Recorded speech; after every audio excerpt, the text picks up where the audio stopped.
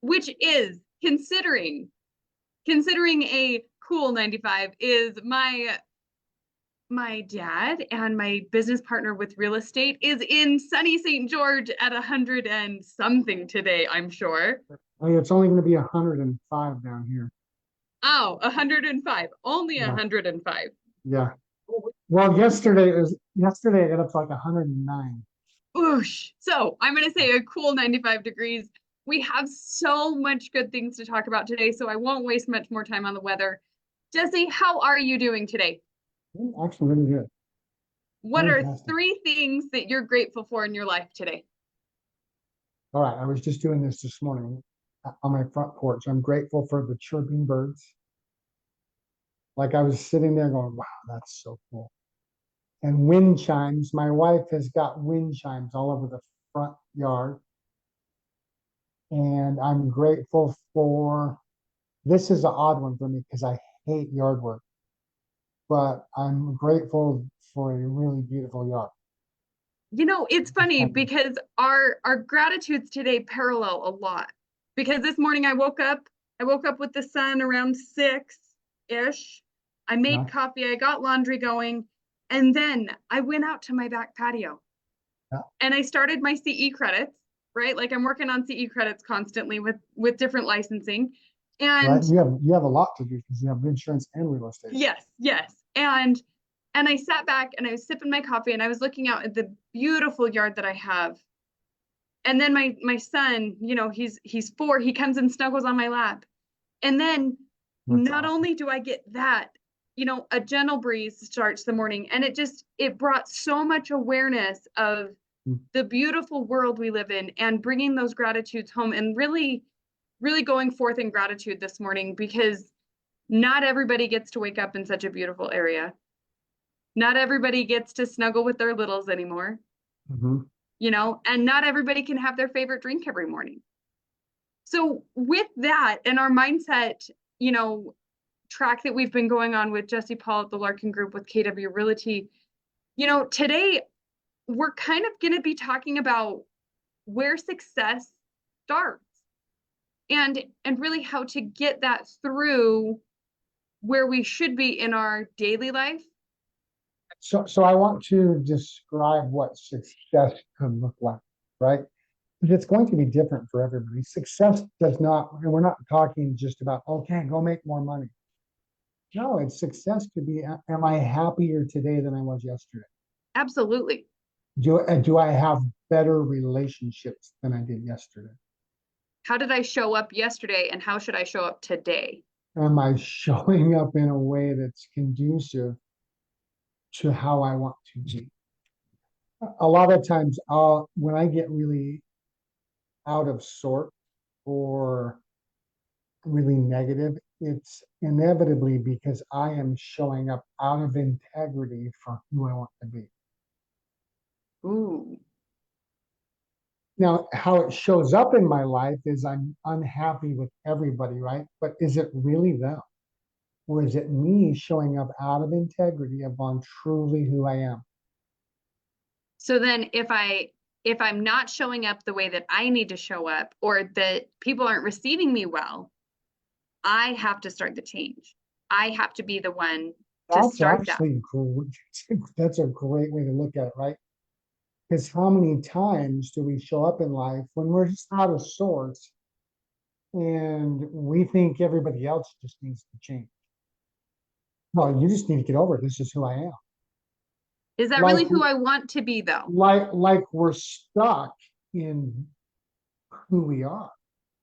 If I keep getting results like that over and over and over, it's not them that needs to change.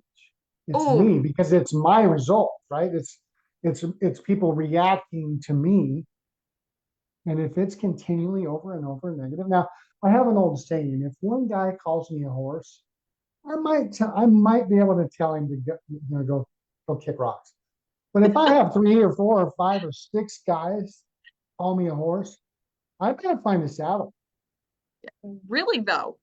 right? Because I am showing up in a way in my life that's causing more than one person to react the same way. I was journaling this morning and I've been writing just like kind of a little thoughts book for a couple that's getting married in late August. And in that, I was talking about whether or not to live in the pig pen or be the frog in the pot or those different things, right? But in that, it's if you see the world through your specific glasses, right? And other people see you through their glasses. If you are being called a horse, put their glasses on, right? If you don't think you're the problem, put other people's glasses on and see how they're seeing you, see how they're showing up, how you're showing up for them through their glasses. Because it's at the end of the day that, all of this leads back to whether or not we have a successful life or a happy life or a life worth living in going through. Because if we can't be happy, then we turn into these mindful robots. And we've talked about this on the show, in previous shows of the average, person, 60 some odd percent of us are asleep at the wheel, right? There's only 10 or less percent of us that are actually actively engaging, trying to grow, trying to be better, trying to be above average and showing up to our best self. So with that, in tying that back to success or how we see success, one of our business partners, Ben Kinney, with Place, really went through like how you can go through 5 steps of kind of resetting yourself to show up better for yourself and what success is. One thing that he, with the call that he had, it's really powerful because to me, it gets you thinking. And he gave a cookie, recipe at the very beginning. And later that day, I actually made those specific cookies. But, it goes into making sure the right things are all blended at once, right? If you don't put your butter and sugar first and you put your flour first, you'll have really hard cookies. If you put too much salt in there or not enough peanut butter or the wrong kind of peanut butter, right? It goes into a totally different thing. So I feel like these 5 things in the right balance, and everybody's balance is going to be different. Everybody's measure of success is different. And I think allowing each other to honor each other's paths and showing up for them and making sure that they're being their highest and best self for you is also key in communication. Because if I don't know that I'm adding too much salt to your sugar, I need to be told that. Versus if you're putting too much sugar in my salt, you need to be told that too. So when we're going back to these 5 principles that Ben Kinney was talking about, let's kind of go through that and maybe keep a cookie recipe in mind. Okay. So, and you're talking about the like professional, mental, right? Those Yes, 5 steps. Okay. So they're basically compartments of our life, right? Personal, professional, stay productive, mastering your trade. The second one is mental, reading, setting goals, being creative, making and upholding boundaries. And those are boundaries for me, not boundaries for you, right? I can't control what you're going to do or not do. Right. They're boundaries for myself. So let's talk about a healthy boundary though, or a making and upholding boundaries. Like, is that, well, I'm just not going to do that because it makes me uncomfortable? Or is that it's unhealthy for me because I'm going to stop doing it? Define boundaries for us. A boundary is for something that I can actually control. Okay. Right. So for instance, I'm going to use my work life as an example. If I don't set a boundary for myself to have all of my emails closed, my text away from me, when I'm trying to really get work done, I will get just derailed by the littlest thing. Right? It's setting up my world in a way that's conducive so that I can succeed with what I'm trying to do. Okay. Right. So for instance, now let's say that's because when we talk about boundaries, we think about other people, right? Mm-hmm. But the problem with that a lot of times is we set up the boundary is so that it's conducive on what they do or don't do instead of what I do or don't do. What do I actually have control over? Me. So that may mean that I need to remove myself from some relationships for a time. That may mean that I just don't go around people for a little while or choose when I do. Mm-hmm. But it doesn't mean that I get to dictate how they act or don't. Is that where you were thinking? Yeah, because I think oftentimes people think boundaries are a negative thing where they can be an empowering practice. If I boundary of I'm only going to spend 10 minutes with this ex-friend because the energy is just not there with us anymore, then I'm going to set that boundary because I need to harness my own energy, right? Right. My boundary at showing up with my professional life. If I don't get my calls done or if I don't get my customer service things followed up, then my business suffers. So that's a boundary, right? It's Right. Time blocking so that you make sure that you get that stuff done. right. And time blocking goes into a whole nother concept because I need to be able to time block so that I can reprioritize my day from business to family to some degree self-care. Because if I don't show up and I don't put my oxygen mask on first through that boundary, my family suffers because I turn into a dragon lady. And some people listening have definitely seen me turn into a dragon lady, and that's from lack of sleep and lack of food. Right, right. Good point. So let's go through these other three, and then we'll come back. So the third one is emotional. Are we journaling? Do we have a gratitude practice? Are we seeing a therapist? Are we, and that's just right, processing all this stuff. Because if I don't intentionally do that, I don't do it at all. Well, or slowing down enough to Right, really accept what's happening and right, what we have influence over. right. And then it's spending time with friends. The fourth one is physical. Are we working out? Are we stretching? Are we rolling out muscles, walking, sleeping, spending time in nature? And the fourth one is spiritual. Am I spending time in meditation or prayer each day? And I was listening to, in fact, I talked to you about this, the guy that was talking about the food, Oh but man, mind but blowing. but the one thing he said that just hit me, and he was talking about in the world how much depression is going on today, and in the United States even worse Right. than other parts of the world. But he talked about why is it if there is a goal to be happy, it's even in the United States, it's in our Declaration of Independence, the pursuit of life, liberty, and the pursuit of happiness, then why is it that we're substantially more unhappy than ever before? Here's the difference is that he talked about that we've succumbed to pleasure versus happiness.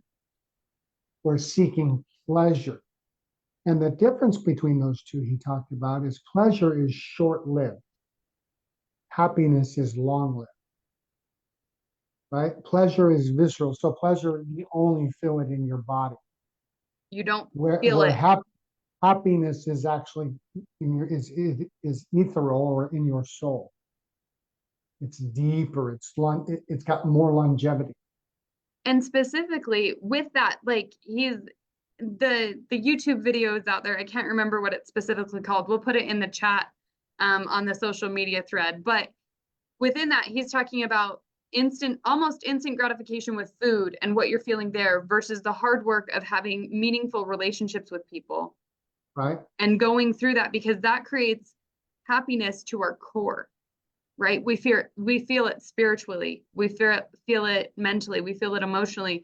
It's harder to get than in my case eating dark chocolate, right? Or having that black coffee. I'm going to use an example of just because this is my world, recovery, right? Alcoholism, like, was about, I thought it was, right. This is what's going to make me happy. But what it was really doing is allowing me not to feel, Right. You couldn't. which made me feel better for a minute versus recovery, right? Where you're really diving deep into who am I being? Who do I need to be? What do I need to be doing to have what I want to have true happiness? What are the things that I should be doing? And who is that guy? Well, and in the recovery process, as I've been in your life through this process, right? Mhm. You had to start, or the programs help us start with spiritual and emotional success healing processes, right? At the Well, yeah, beginning, the spiritual part is understanding that I don't actually have control. through meditation and prayer. Well, yes, but it's deeper than that. It's in accepting that I always like to say when the dummy's trying to manage it, there's trouble, right? Mhm. When I'm trying to figure out and manage my own life without releasing all but what I actually can control, then it's me thinking that I know better than everybody else, or that I know better, whether that's God, whether that's the spirit, whether that's energy, whatever that higher power thing is. Mhm. It's in the acceptance that I actually cannot manage everything. And the more I try to manage everything, the more uncontrolled my life becomes, or chaotic. I was going to say leading to chaos, because Chaotic. then you literally can't get out of this, pig pen that you've been living in, because it's just surrounding yourself with more and more negative things. But once we sit there and accept that we are completely powerless, Mhm. right? Which over alcohol I was, right? I couldn't, once I started drinking, I couldn't stop.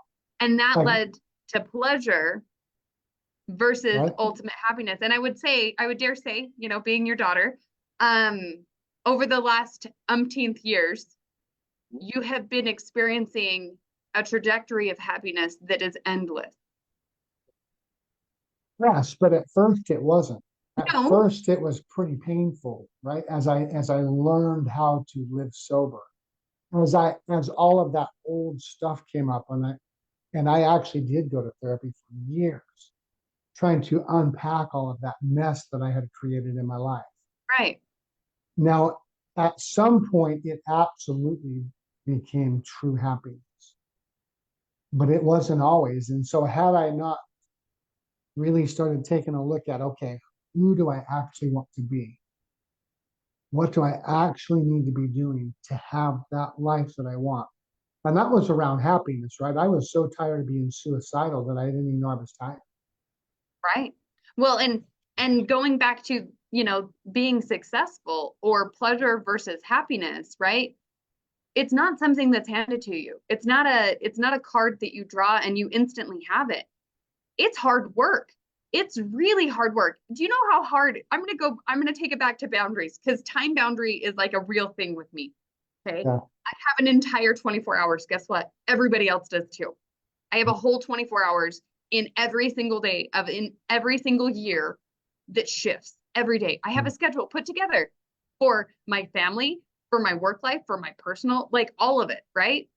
But when that becomes so chaos, I have to just manage it in 5 minutes, because I have to release that I don't have any control over it, but I can manage my attitude for 5 minutes. Yeah. I can manage my gratitude practice for 5 minutes. I can pray for 5 minutes. If I need to get off my desk and just walk around the building, it's 5 minutes. It's 5 minutes of being Which is successful in which is trying, actually one of the best things you can do is to walk. right? And then walk barefooted, right? There was a little thing, and just in the last couple minutes, I'll do this analogy, because I remember being very young and realizing this. So I had to walk from one place of spiritual practice to a house, and it was probably a half a mile to three-quarters of a mile. Well, it was a spring day, and I wanted to walk barefooted. Okay, through that walk, I experienced walking on pebbles, walking across really hot asphalt, walking through dirt patches, walking through weeds, getting in our area, we have goat heads. Lord help me. Yeah. So, and then finally making it home. And through that, I was like, wow, life is kind of like this. You start out in a spiritual world, Mhm. you ended a sometimes home, or back at a spiritual world. Mhm. And through that, life's going to give you a lot of challenges. Yeah. It's going to be really hard, but do you keep going? Do you figure it out? Do you take the challenge of staying productive, moving forward, even a micro inch at a time, right? Right. Do you set your goals? Do you remain mentally strong? And by setting boundaries and upholding those boundaries, right? So just because you talked about that, I want to say one thing. Are we calling hard things that are just life? What is really hard though? Hard is not being able to control things like death. Yeah. Like losing your spouse to cancer or Losing a losing child. a child. I can't even imagine that. Somebody in Beaver, and my heart breaks every day I think of it. That's hard. Hard. Every day is hard. They're choosing Mhm.